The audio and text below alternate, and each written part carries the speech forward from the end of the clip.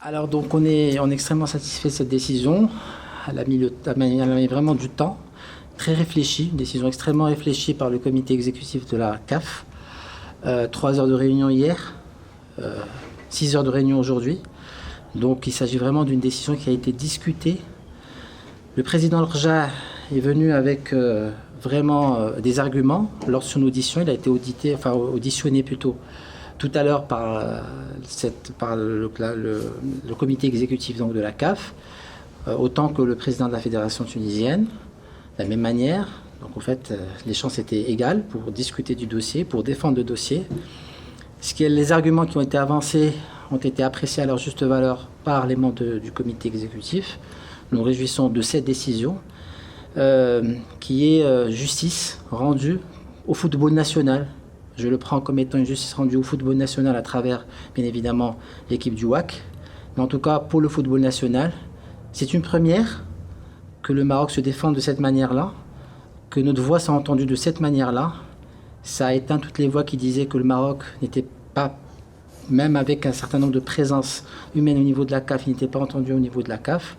Aujourd'hui, nous avons montré, le président Al-Rja a montré que quand on a des arguments, on y arrive. L'équipe tout entière a travaillé dans ce sens-là. L'équipe juridique a beaucoup travaillé pour trouver effectivement les failles de ce qui s'est passé. Et je ne rentre pas dans les détails de ce qui s'est passé. Je suis juste aujourd'hui satisfait de la décision qui a été prise pour rendre justice au football national. Non, on parle véritablement d'une décision, à mon sens, définitive.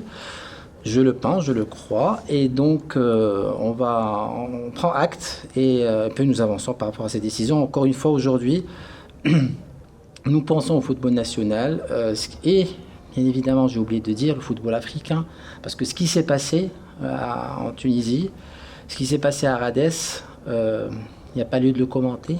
C'était quelque chose d'inédit. Ce matin, j'étais au 69e congrès de la FIFA. J'ai discuté avec un certain nombre de collègues et effectivement, c'était inédit. Jamais de la vie, on a pu vivre ce qu'on a vécu dans ce match-là.